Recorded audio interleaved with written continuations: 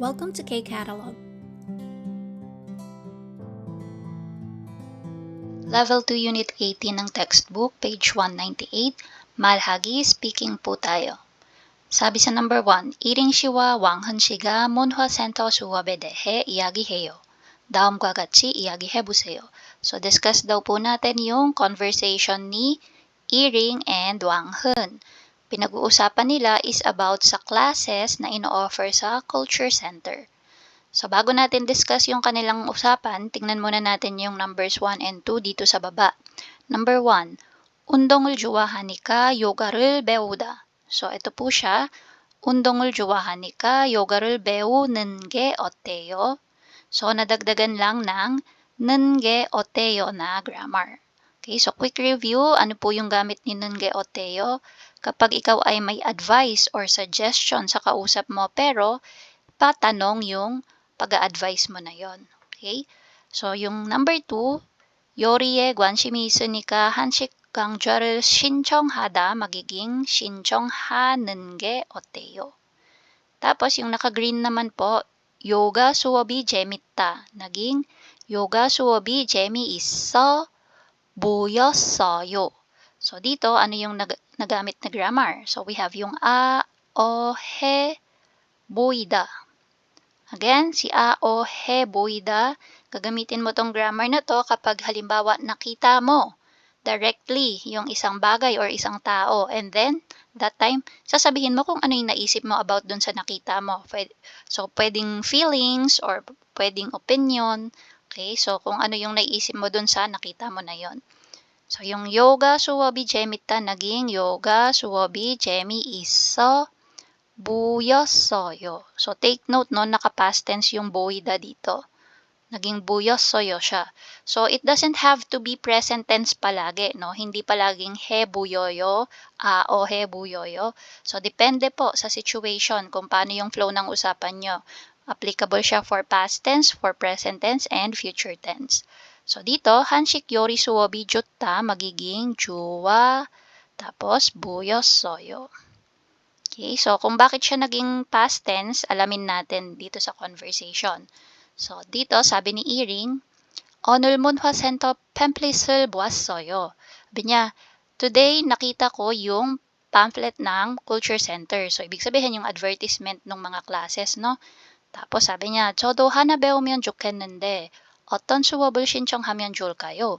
Sabi niya, maganda din sana kung ako ay may matututunan na kahit isa. Tapos sabi niya, ano kaya yung magandang applyan na class? So, sumagot yung kausap niya, si Wanghun. 저도 문화센터에서 수업을 많이 들었는데 도움이 되고 아주 좋았어요. So, una, sinabi niya muna na may experience na din daw siya. Sabi niya, 저도 Monha Centro dun sa Culture Center is nakapag-apply na siya ng mga classes before. And talaga naman daw na nakakatulong and sobrang okay. 좋았어요. So, based from her experience, positive yung kanyang feedback. So, good daw.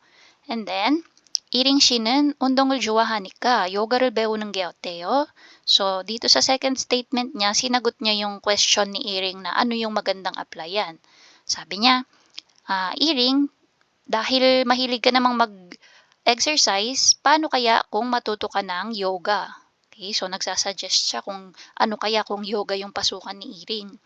Sabi ni Iring, 좋은 생각이에요. maganda yung naisip mo. 저도 요가 수업이 재미있어 보였어요. So ito na, no, yung past tense. Sabi niya, ako din, yan din yung naisip ko na maganda or fun yung yoga class. So naka-past tense na siya kasi based dun sa statement niya dito sa taas, yung unang-una, sabi niya, nakita niya yung pamphlet. So, ibig sabihin, nangyari na. Nakita niya na yung pamphlet, kaya nung sinabi niya yung naisip niya, naka-past tense na rin. Okay? So, dito, 어렵지는 않겠죠? Hindi naman siguro mahirap pa yan, no? So, yung pag-take ng yoga class. 선착순 모집이니까 집에 가서 빨리 신청해야겠어요. Sabi niya, 선착순. So, pag sinabing 선착순, ibig sabihin po niyan is first come, first served basis. Okay, so paunahan. Sabi niya, dahil first come, first served basis to, yung application na to, dalian ko nang umuwi at mag-register na agad. Okay, so sabi ni Wang Hun, "초급반이니까 어렵지 않을 거예요." So sinagot niya yung question na hindi naman siguro mahirap yan, no? Sabi niya, "초급반." So beginner class naman yan, so hindi siya magiging mahirap. "저도 빨리 재밌는 수업을 찾아봐야겠어요."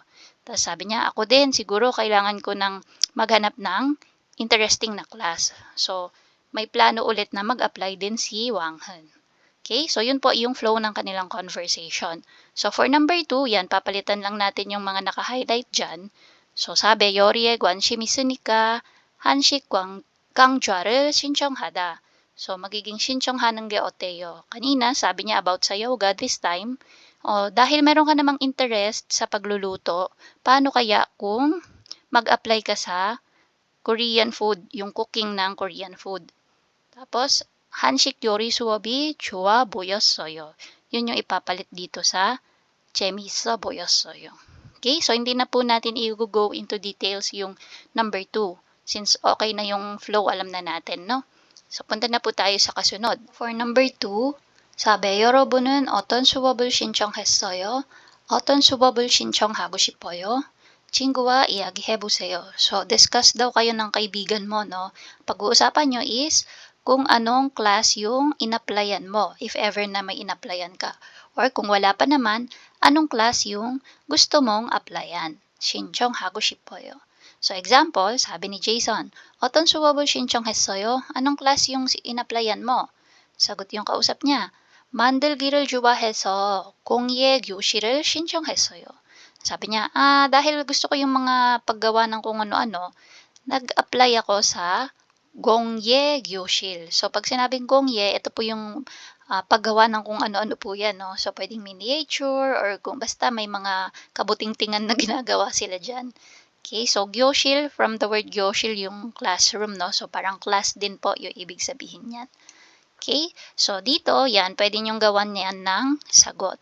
So, hindi na natin lalagyan since titingnan nyo lang naman kung ano yung available na class, tapos yun yung isasabihin nyo. So, for example, gusto nyo ng paggawa ng sabon, sabihin nyo lang, 저는 전용 비누 만들기 수업을 신청했어요 or 신청하고 싶어요. Okay? So, dito tayo sa writing, not writing, sa listening part. So, sabi, Angela 씨가 문화센터에 갔어요. So, nagpunta daw si Angela sa culture center. So, pakinggan natin kung ano yung magiging usapan nila ng kausap niya doon.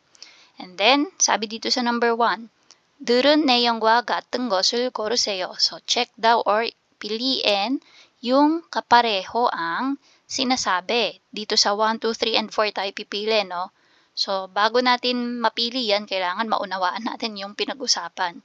So, tingnan natin ano ba kasing sabi sa number 1.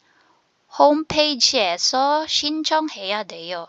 So, kailangan daw mag-apply or register doon sa website mismo. So, pakinggan natin kung ganun nga yung dapat na gawin. Number 2, 일요일 수업은 신청이 끝났어요. So, tapos na daw po yung application for Sunday class. Okay, so pakinggan maigi kung tapos na nga ba yung application or hindi na pwedeng mag-apply para sa Sunday class.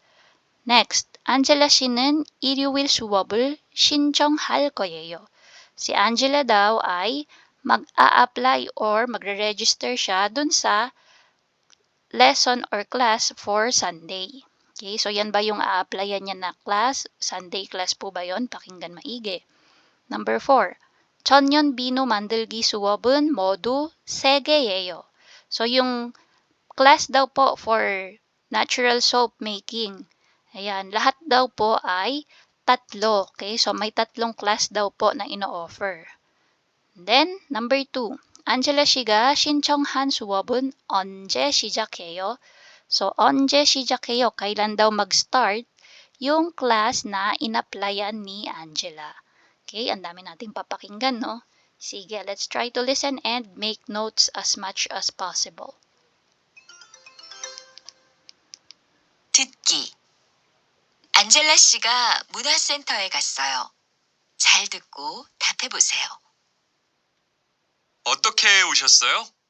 천연비누 만들기 수업을 신청하려고 하는데요. 네, 저희 센터에는 천연 비누 만들기 수업이 3개 있습니다. 먼저 시간표부터 확인해 보세요. 네, 감사합니다. 여기 화요일 오전 수업이 재미있어 보여요. 모집 기간이 언제까지예요? 이번 주 일요일까지입니다. 그런데 선착순 모집이니까 오늘 신청하시는 게 어떠세요? 그럼 오늘 신청할게요. 네, 여기 신청서 써주세요. 수업은 다음 달 첫 번째 주부터 시작합니다. Ayan. So, daam dal, 첫 번째. Ang pangit lang nung sulat ko, no? Kasi nagmamadali tayo. 첫 번째, 주, 시작. Ayan, yan yung ating natandaan. So, ano ba yung mga sinulat ko dyan? 천연, 비누 만들기. So, yan yung sinabi ni Angela na a-applyan niya, no? 천연 비누 만들기. Yun daw yung class na applyan niya. Tapos, yung Jigwon, yung kausap niya, ang sabi, 세 개 있습니다. So, yung class daw nila for soap making, lahat daw ay 3, 3. So, tawag dito, yung number 4 dito kanina sa baba, 천연 비누 만들기 수업은 모두 3개예요. So, same yung sinabi, no? So, malamang ito na yung sagot kasi ang hinahanap is yung kapareho ang sinasabi dun sa napakinggan natin. But still, check muna natin yung iba pang information. So, 화요, magulo lang po yan, pero 화요일 오전. So, may sinabi si Angela kasi, di ba, sabi nung kausap niya, i-check daw yung schedule. Okay, schedule hagin 하시고, tapos mag-decide. Tapos tinanong niya, sabi niya, itong Tuesday class ng morning. Yan. Tinanong niya kung hanggang kailan yung application period. So, mojip. Ayan, application. Tapos, ang sagot nung kausap, 이번 주 일요일. So, this week, Sunday. Hanggang Sunday na lang daw this week yung application for Tuesday class. Okay? Tapos, anong sinabi? May sinabi pa si si employee, sabi niya 선착순. Ayan, sabi niya, since first come first serve basis po ito, maganda na mag-register na kayo ngayon. Yun yung sabi niya.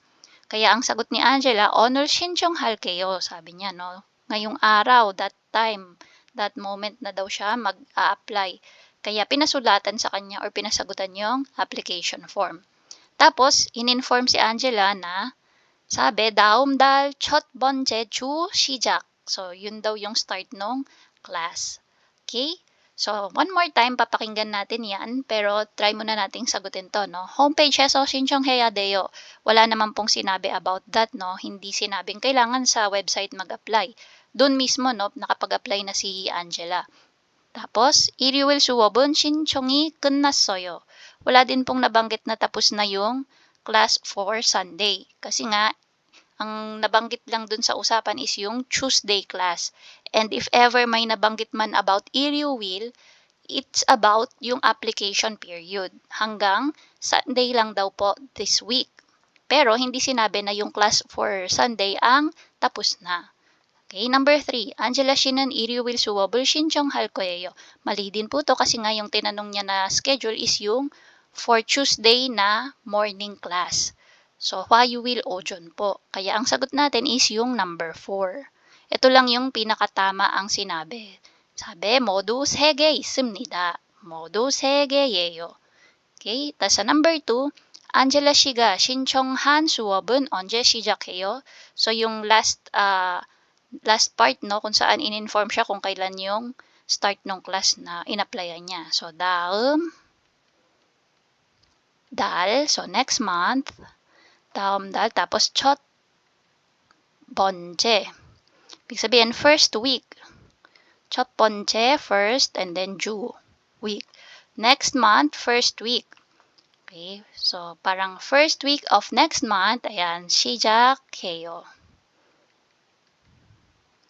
Okay, so yan po yung sagot natin for listening. So let's try to listen one more, no, para mas maano natin, mas maintindihan natin. Kasi hindi mo siya yung ganito kahabang listening, nakakalito po yan, no, especially if hindi pa talaga tayo sanay sa mga Korean conversation.